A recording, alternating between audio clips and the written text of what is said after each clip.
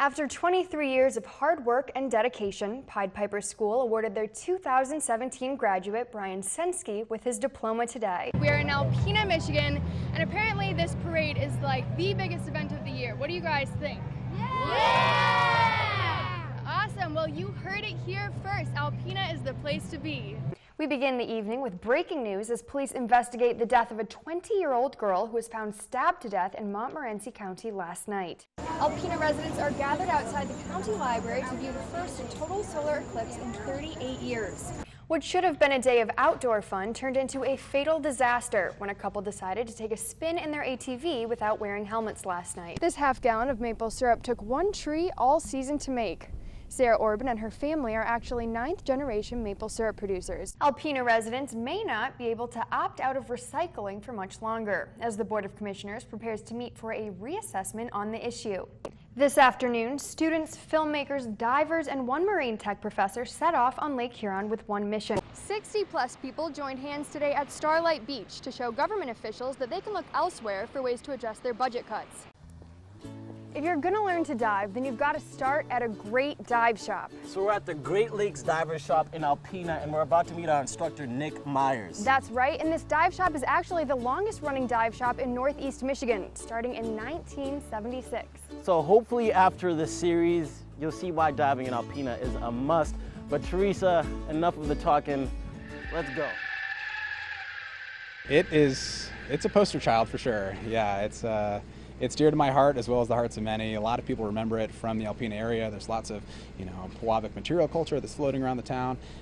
People remember it. The Pewabic was just 2 years old when it sank just outside of Thunder Bay. Matt Southwell, a local filmmaker, says the eerie tale behind its shipwreck makes the Pewabic a perfect subject for his documentary. She collided with her sister ship, the Meteor, in 1866, outside of Thunder Bay. She wasn't even coming into Thunder Bay on a clear night, August 9th. And for some odd reason, Pewabic turned directly into the path of Meteor, and Meteor collided, and she sank in 5 minutes. The Pewabic has been on sanctuary diver radar for a while, so when the joint venture with marine tech students was proposed, they couldn't turn it down. We've done some diving and some investigation on this particular shipwreck, as well as many others in that deeper depth range, but to be able to have a robot that can basically explore, on the free is great. Students on board the vessel have been involved in a 1-week intensive class on how to pilot ROVs. So after running simulated missions for the past few days, the students were ready to go on a real mission. This is the deepest dive that we've had since the college has purchased this robot, and it's just thrilling to be able to use it not only on a deep wreck here at the sanctuary, but to help collect information that they did not have before yet on that rock. Students each took turns navigating the ROV around the Pewabic, capturing video for sanctuary research as well as the filmmaker's documentary.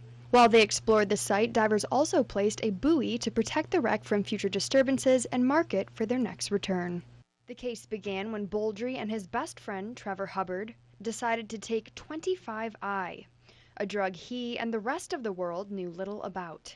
Shortly after consumption, Boldry entered a drug-induced rage, leading him to commit 2 acts of murder against Trevor and an innocent neighbor, Keith Atkinson.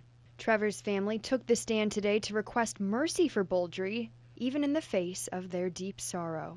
I went to see Kyle in jail, and I realized most people don't understand why, and I don't hate him. I can't. This young man lost his life the same night as my son. Only he survived and is paying the price of their choice. The tables could have been turned at any moment, and this could be my son in jail, and Kyle died. Knowing how treasured Trevor his friends, I hear him telling me, forgive Kyle, and tell him I love him.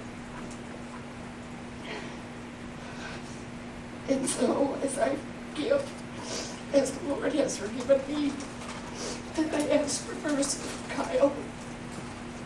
Next, Keith Atkinson's family took the stand to describe what life has been like since the beloved husband, brother, grandpa, and father was murdered by Boldry. Forgiveness does not come easy when you are scrubbing your father's blood off the walls in the house where he lived, or picking up the broken glass from the heavy objects that were smashed over your mother's head. And the hurt is constant, and I will never heal from this. And sometimes I wish I would have gone with him. Boldry pled no contest to the 2 counts of murder in the 2nd degree, so his sentencing took place today without a trial. Judge Michael Mack sentenced the 26-year-old to 25 years minimum, with a maximum of 50 years in prison. He also requested $10,870 be paid in restitution to Deborah Wells,